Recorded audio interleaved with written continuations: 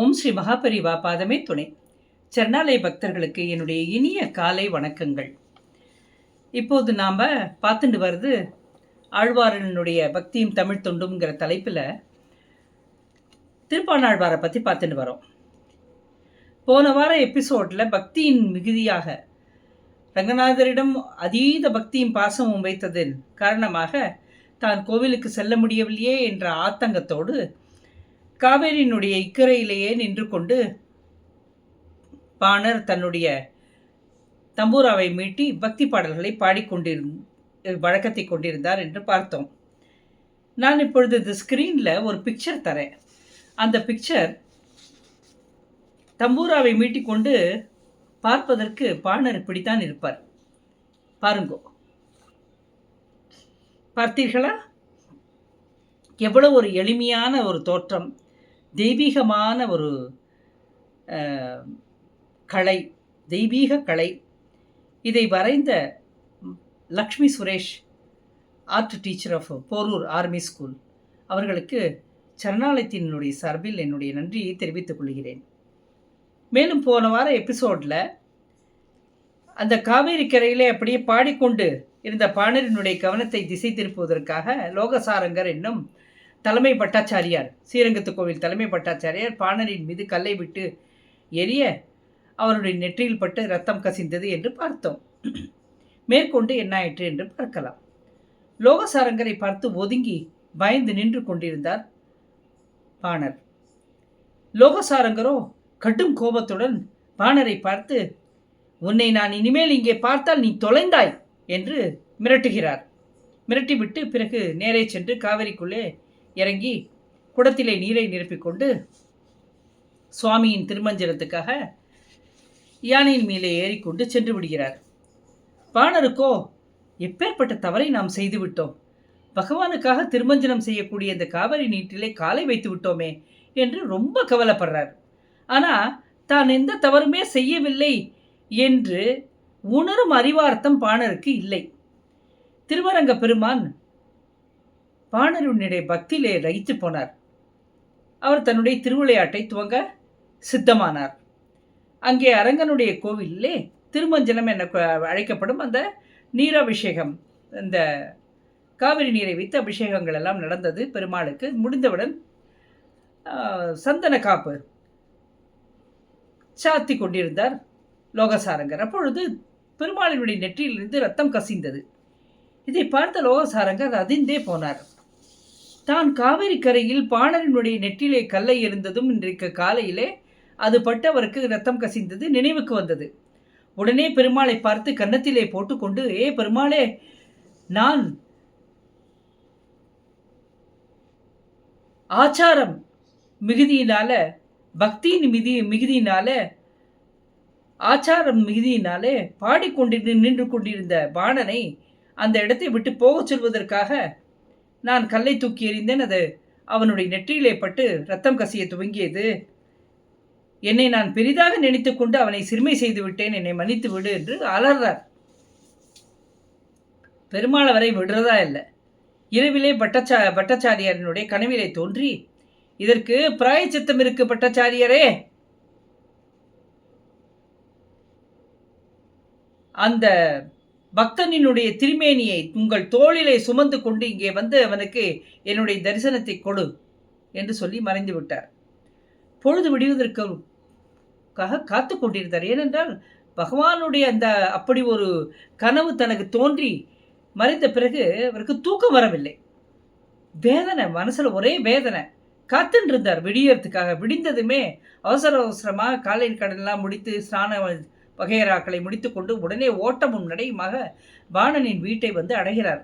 அந்த சேரியை வந்து அடைகிறார். பாணனின் வீட்டை கண்டுபிடித்து உள்ளே சென்று அவர் முன்னாலே போய் நெடுஞ்சாங்கடையா தமான்னு காலில் விழுந்து நமஸ்காரம் பண்ணுறார். பெருமாளினுடைய கட்டளையை பற்றி சொல்லுகிறார். அங்கே கூட்டம் கூடிவிட்டது. அவர்களுடைய குலத்தார் அத்தனை பேரும் வந்து விட்டார்கள். அத்தனை பேரும் விஷயத்தை கேட்டுவிட்டு அவர்களுக்கு ஒரே ஆச்சரியம், கண்களில் கண்ணீர் தழுவுகிறது. பெருமாளுக்கு இத்தனை பாசமா நம்ம மீது, நம்முடைய குலத்திற்காக பெருமாள் இப்படி செய்திருக்கிறானா என்று ஒரே ஆச்சரியம் அவர்களுக்கு. பாணர் எத்தனையோ முறை சொல்லியும் கேட்கவில்லை.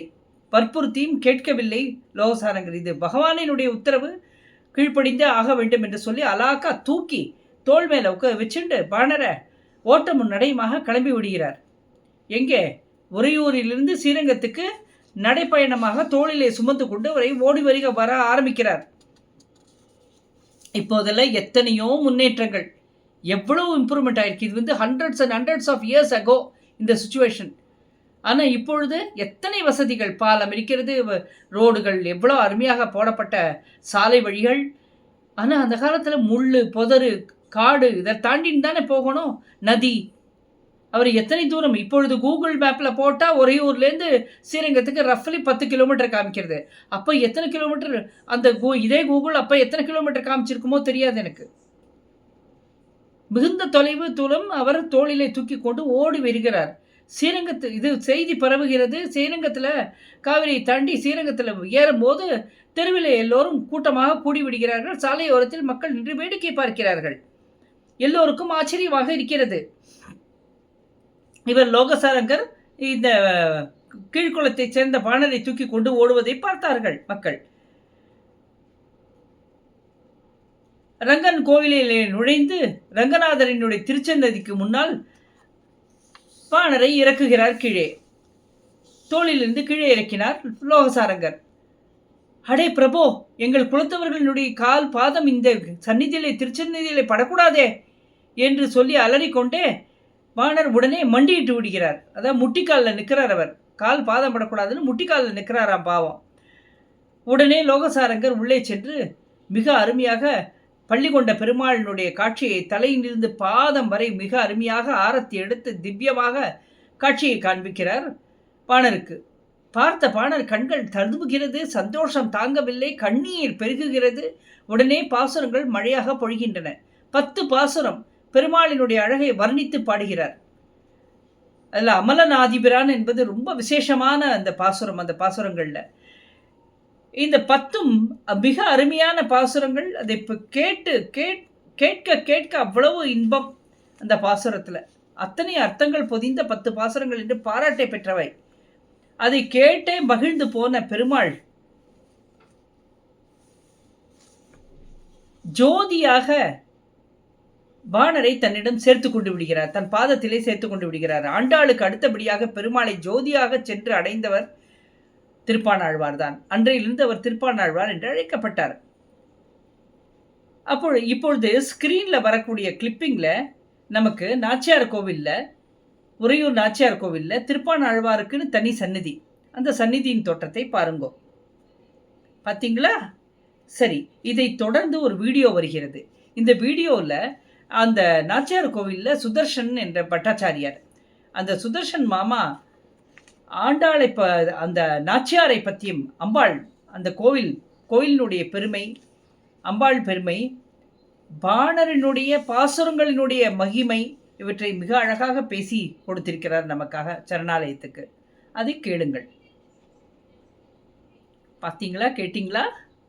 எத்தனை ஒரு அருமையான ஆழ்வாரினுடைய வரலாறு. தூய பக்திக்கு இறைவன் ஆட்கொண்டு அருள் செய்ய தயங்குவதே கிடையாது. சரி, இப்போ நம்ம ஆன்மீக அதிசயங்களுக்கு போய்விடலாம். இன்றைக்கு வரைக்கும் இந்த ஆன்மீக அதிசயமும் somewhat similar to this. ஒரு பக்திக்கு, இறை பக்திக்கு ஏழை, பணக்காரன், பெண், ஆண், இந்த பாகுபாடெல்லாம் தெய்வங்கள் பார்ப்பதே கிடையாது. இதுவும் மிக அருமையான கதை. பார்க்கலாமா?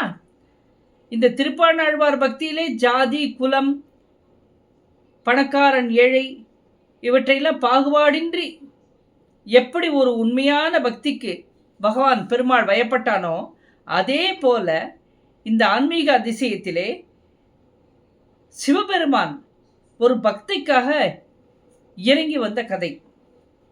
திருச்சிராப்பள்ளி எனப்படும் திருச்சி. அந்த திருச்சியில் விசேஷம் என்னென்னா மலைக்கோட்டை. அந்த மலைக்கோட்டை எனப்படும் குன்றின் மீது மாணிக்க விநாயகர் பிள்ளையார் கோவில் இருக்கிறது. அந்த ராக் எப்படின்னு கேட்டால், ஒரு பாறையை, பெரும் பாறையை ஒன்றன் மேல் ஒன்று அடுக்கினால் போல ஒரு வடிவம். ஆனால் அது அப்படியே அமைந்தது, யாரும் எடுத்து அடுக்கவில்லை, அது அப்படியாக அமைந்தது, இயற்கையிலேயே அமைந்தது. இந்த கற்கள் ஆர்கியாலஜிஸ்ட் என்ன சொல்கிறா அப்படின்னா, எத்தனையோ லட்சம் வருடங்களுக்கு முன்னர் தோன்றியவை, மிக மிக பழமையானவை. அவை ஹிமாலயன் மவுண்டன் ராக்ஸை விட ரொம்ப பழமையானவை என்று சொல்லுகிறார்கள். அந்த ராக் டெம்பிள், இந்த ராக் ஃபோர்ட்னு அதுக்கு தான் பேர், திருச்சிராப்பள்ளி ராக் ஃபோர்ட்னு பேர், அது இடத்துக்கு பேர். அந்த மலைக்கோட்டை கோவில், அந்த கோவிலிலே உச்சி பிள்ளையார் மேலே இருக்கிறார். அந்த சைடில் அந்த உச்சி பிள்ளையார் கோவிலுக்கு 270 படிகள் ஏறிவிட்டோம். நிறைய படிகள் ஏறி போனோம். 270 படிகள் ஏறிய பிறகு இடது பக்கமாக ஒரு பெரிய கோட்டை, அந்த கோட்டையின் உட்புறம் மண்டபங்களோடு கூடிய பிரம்மாண்ட கோவில் இருக்கிறது. அதுதான் தாயுமானவர் சுவாமியினுடைய சந்நிதி கோவில். அதை பற்றி தான் நாம் பார்க்க இருக்கிறோம் இப்பொழுது. பூம்புகாரில் இருந்த வணிக குலத்தில் ரத்னகுப்தன் என்பவர் இருந்தார். அவருக்கு நீண்ட நாள் குழந்தைகள் பாக்கியமே இல்லை. அவருக்கு நிறைய சிவபெருமானிடம் பிரார்த்தனை செய்து வேண்டி பிறகு அவருக்கு ஒரு பெண் குழந்தை பிறந்தது. அவளுக்கு ரத்னாவதி என்று பெயர் வைத்தார். ரத்னாவதி மிகவும் அழகாக வளர்ந்து நல்ல பண்புள்ள பெண்ணாக அருமையாக வளர்ந்து திருமண வயதை எட்டினாள். அவளுக்கு திருச்சியிலே தனகுப்தன் என்கின்ற ஒரு வணிகனுக்கு தேர்ந்தெடுத்து அவனுக்கு கல்யாணம் செய்து வைக்கிறார். இவர் திருமணம் செய்து கொடுத்து திருச்சிக்கு அனுப்பி விடுகிறார் பெண்ணை. திருச்சியில் சென்று வாழ்கிறாள் பெண். அந்த ரத்னாவதி தினமும் அங்கு அருள்பாலிக்கின்ற செவந்திநாதர் என்னும் சிவபெருமானை மனமாற வேண்டி மிகுந்த பக்தி கொள்ளுகிறாள். அந்த பகவான் தான் அவளுக்கு எல்லாமே, அம்மா அப்பா எல்லாமே பகவான் தான் அவளுக்கு. அவ்வளோ ஒரு பிரியம், அவ்வளோ ஒரு பாசத்தை இந்த செவந்திநாதர் மீதே வைத்து விடுகிறாள் இந்த பெண். இந்த நிலையில் ரத்னாவதி கர்ப்பமாகிறாள். கர்ப்பமாகி மாதமும் ஆகி மகப்பேறு வரக்கூடிய சமயம் நெருங்கி விடுகிறது. உடனே அவள் தன்னுடைய ஊருக்கு பூம்புகாருக்கு இருக்கும் தன்னுடைய தாய் வீட்டுக்கு செய்தி அனுப்புகிறாள். இந்த மாதிரி இருக்கிறது, எனக்கு மகப்பேறு சமயம் நெருங்கி விட்டது, நீங்கள் எனக்கு கூட வந்து இருந்து எனக்கு துணையாக இருந்து என்னை வழிநடத்த வேண்டும் அம்மா, வாங்க, நான் யாருமே இல்லாமல் தனியாக இருக்கேன் அப்படின்னு எழுதுறது அந்த குழந்தை, அனுப்புறது சமாச்சாரத்தை. உடனே ரத்தினகுப்தனும் மனைவியை அனுப்பி தருகிறார். பெண்ணுக்கு உறுதுணையாக இருந்து பிரசவத்தை பார்த்து விடு, அவளுக்கு வேண்டியதெல்லாம் செய்யன்று. அந்த அம்மாவும் கிளம்பி வராங்க. அதுவும் மழைக்காலம், மழையா கொட்டுன்னு கொட்டுறது, எங்கு பார்த்தாலும் வெள்ளக்காடு, காவிரியிலே கரை புரண்டு ஓடுகிறது வெள்ளம், அலறி செப என்று தண்ணி ஓடுறது அப்படியே. இந்த அம்மா வராங்க, வந்து அக்கறையில் இருக்கின்ற பெண்ணினுடைய வீட்டுக்கு போகணும், கரையை தாண்டி ஆற்றை தாண்டி அக்கறைக்கு போக வேண்டும். வெள்ளம் இப்படி ஓடுகிறது, அவர்களால் தாண்டி வர முடியவில்லை. விக்கித்து போய் நிற்கின்றார்கள். அங்கே தங்கும்படியாகி விடுகிறது அவருக்கு. பெண் வீட்டுக்கு போக முடியவில்லையே என்று ஒரே வருத்தம். மகளோ தாயினுடைய வருகைக்காக எதிர்பார்த்து மிகவும் பயத்தோடு இருக்கிறாள். தனியாக இருக்கா, கூட யாருமே இல்லை. கணவனோ வியாபாரம் முன்னிட்டு வெளியூர் சென்றிருக்கிறான். யாரும் இல்லாமல் தனியாக இருக்கிறாள் இந்த பெண்.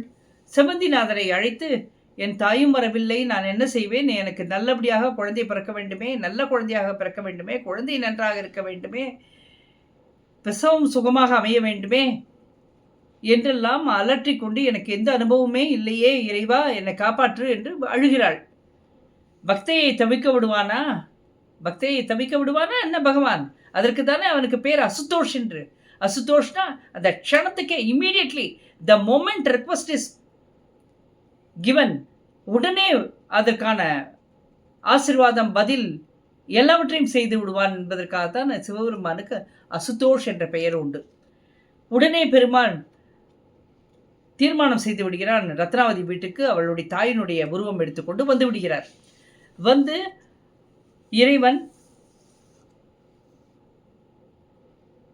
மகளை அழைத்தபடி வருகிறார். தாய் வந்து விட்டாள் என்று ஒரே சந்தோஷம் ரத்னாவதிக்கு. உடனே செவந்திநாதரை மனதில் நினைத்து கொண்டு, என் தாயை அனுப்பி வைத்து விட்டாயே இறைவா, நன்றி என்று நன்றி சொல்கிறாள். அவளுக்கு வந்ததே இறைவன் என்று தெரியாது.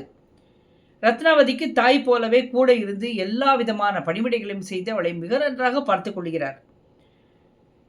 இறைவனை தக்க சமயம் வந்தவுடன் அவளுக்கு பிரசவமும் பார்க்கிறார். பிரசவம் பார்த்து அவளுக்கு குழந்தையை தாயும் செய்யும் மிக நலமாக வைத்து, எப்பேற்பட்ட பாக்கியம்! கடவுள் வந்து ஒரு பிரசவம் பார்த்து அந்த குழந்தை பிறந்து அவள் சுகமாக இருக்கிறாள் என்றால் எப்பேற்பட்ட புண்ணியவதியாக இருந்தால் பகவான் இறங்கி வருவான், நினைத்து பாருங்கள். ஸோ அந்த குழந்தையும் தாயும் ரொம்ப நன்றாக இருக்கா. இதுக்குள்ளே மழை நின்று போகிறது, மழை நிற்கிறது, காற்றுல வெள்ள நீர் வடிந்து விடுகிறது. அத்தனை நாட்கள் ஆகிவிட்டது. தாயார் உடனே பதைத்து படபடப்போட காற்றை தாண்டிக்கிட்டு கஷ்டப்பட்டுட்டு வந்து சேர்றா. ஐயோ, நம்ம குழந்தை என்ன பண்ணித்துன்னு தெரியலையே என்று பயத்தோடு ஓடி வரா. ஓடின்னு வரா. உள்ள வந்த உடனே 2 தாய்மார்களும் ஒரே மாதிரி இருப்பதை பார்க்கிறாள் ரத்னாவதி. அவளுக்கு தூக்கி வாரி போடுறது. குழந்தை பிறந்திருக்கிறது. இந்த தாயாரும் பார்க்கிறாள். சந்தோஷமாகிறது அவளுக்கு. இதற்குள் பகவான் சட்டென மறைந்து விடுகிறார். பகவான் மறைந்ததை கண்டு அப்படி அவளுக்கு மனசு உருகி போய்விடுகிறது ரத்னாவதிக்கு. ஏனென்றால் தன் தாய் இப்பொழுதுதான் வருகிறாள். தாயாய் வந்து முன்னும் எல்லோருக்கும் விஷயம் பரவுகிறது. அந்த ஊரிலே அக்கம் பக்கத்தில் அத்தனை பேருக்கும் விஷயம் தெரிந்து விடுகிறது. பெருமாளை எல்லோரும், சிவபெருமானை எல்லோரும் தாயுமானவர் என்று அழைக்க துவங்குகிறார்கள். அன்றையிலிருந்து அவர் தாயுமானவர் என்ற பெயருடன் அழைக்கப்படுகிறார். ரொம்ப ஒரு நெக்குருகி போன ஒரு விஷயம் அது. அவளுக்கு பேசுறதுக்கு வார்த்தை எழவில்லை அந்த பெண்ணிற்கு. அந்த சந்நிதியிலே நான் சொன்னேனே 270 படிகள் தாண்டின உடனேயே அந்த கோட்டை மாதிரி ஒரு ரெக்டாங்குலர் ஷேப்பில் ஒரு ஸ்ட்ரக்சர். அந்த ஸ்ட்ரக்சரில் தான் உங்களுக்கு வந்து கோவில் இருக்குது. தாயுமானவர் கோவில் என்று போர்டும் போட்டிருக்கும். அன்று முதல் இந்த செவ்வந்திநாதர் தாயுமானவர் என்றே அழைக்கப்படுகிறார். இப்போ இப்படியாக குழந்தைகள் வர வேணும், குழந்தை நல்லபடியாக வரணும், வயிற்றில் குழந்தை வளரணும், நல்லபடியாக பிரசவமாக வேண்டும் என்பதற்கெல்லாம் வேண்டி மக்கள் வாழைத்தாரை எடுத்துக்கொண்டு வந்து அங்கே சமர்ப்பித்து வாழைத்தாரை கர்ப்பகிரகத்தில் வைத்து பூஜை செய்து எல்லோருக்கும் விநியோகம் செய்வார்கள். எனக்கும் அந்த அனுபவம் இருக்கிறது. நான் பர்சனலாக செய்திருக்கிறேன். என்னுடைய இளம் வயதிலே குழந்தைகள் மகப்பேறு சமயத்தில் நான் செய்திருக்கிறேன், பிரார்த்தனையை நிறைவேற்றியிருக்கிறேன். இந்த மாதிரி மிகவும் வெரி பவர்ஃபுல் இது இந்த பிளஸ்ஸிங். அது அப்படி சென்று செய்ய முடியாதவர்கள் நம்முடைய சென்னையிலே மயிலாப்பூரிலே சான்ஸ்கிரிட் காலேஜ் என்று சொல்வார்கள், வள்ளுவர் சிலை என்ற இடம், அதற்கு எதிரிலே அப்பர் சுவாமி கோயில் என்று இருக்கிறது. அங்கு தாயுமானவர் சந்நிதி தனியாக இருக்கிறது. அங்கே கூட வேண்டிக் கொண்டு வாழைத்தாரை கொண்டு போய் வைத்து பூஜை செய்து நம்ம வேண்டுதலை நிறைவேற்றி கொள்ளலாம். போக முடியாதவா என்ன செய்ய முடியும்? போக முடிந்து போனால் திருச்சிக்கு ஃபைன், அப்சல்யூட்லி ஃபைன். முடியாதவர்கள் இப்படியும் செய்து கொள்ளலாம். இது பெரிய பாடல் பெற்ற ஸ்தலமாகும். ஞான சம்பந்தர் மிக அருமையாக பாடியிருக்கிறார். பெருமாள் வந்து தாயுமானவர் என்றார் சுவாமி சிவபெருமான், தாயார் மட்டுவார் கொள்ளியம்மன் என்று பெயர். அவ்வளோ அருமையாக பாடல் பாடியிருக்கிறார். சுகப்பிரசவத்துக்காக மிக அருமையான பதிகம் ஒன்றை பாடியிருக்கிறார் நம்முடைய ஞானசம்பந்தர் பெருமான். அப்படி மிக சிறந்த விசேஷமான ஒரு இடம். இந்த ஸ்கிரீன்லே மலைக்கோட்டை உச்சிப்பிள்ளையார் கோவில் காட்சி வருகிறது. பாருங்கோ, அந்த உச்சிப்பிள்ளையார் கோவிலில் நான் சொன்ன மாதிரி 270 பல படிகள், பல 1000 படி கிட்டத்தட்ட இருக்கும். ஏறிண்டு போனோம். 270 படி ஏறின உடனேயே திரும்பி கோட்டையின் பகுதி, அதாவது இப்போ இந்த ராக்கு, பழைய ராக்கு ஒன்று மேலே ஒன்று அடிக்கிற மாதிரி இருக்கும் இந்த மலை. உச்சியில் பிள்ளையார் இருக்கார், உச்சி பிள்ளையார். அது போகின்ற இடத்துல கோட்டை போன்ற ஒரு ரெக்டாங்கிள் வடிவத்தில் ஒரு ஸ்ட்ரக்சர், பிரம்மாண்ட தூண்கள் கொண்ட மண்டபங்களுடன் கூடிய அருமையான பெரிய கோவில் தாயுமானவருக்காக அங்கே அமைந்திருக்கிறது. அருமையான கோவில். இந்த வரத்தில் 2 பிக்சர் இருக்குது. ஒன்றில் வந்து தூரக்கேந்து எடுக்கப்பட்ட எப்படி காட்சி இருக்கிறது என்று, அது வந்து பிக்சர் தானே. இது ஜூம் பண்ணி நீங்கள் பார்த்தீங்கன்னா தாயுமானவர் சன்னதி என்ற போர்டும் உங்களுக்கு கண்ணுக்கு தெரியும். அடுத்து இருக்கிற பிக்சர் வந்து அதை தொடர்ந்த பிக்சர் என்னன்னு கேட்டீங்கன்னா, இந்த தாயுமானவர் சந்நிதி இங்கிருந்து பார்க்கும்பொழுது சின்ன கோபுரத்தினுடைய நுனிகள் தான் நமக்கு தெரியும். அது மேலிருந்து என்ன மாதிரி தெரிகிறது, ஏரை வியூ, உனக்கு வியூ ஃப்ரம் த ஏர், அது எப்படி இருக்கிறது என்று கோபுர காட்சியை காமிக்கும் உங்களுக்கு அந்த படம். இரண்டையும் பார்த்து ரசியுங்கள். மிக அருமையான காட்சி.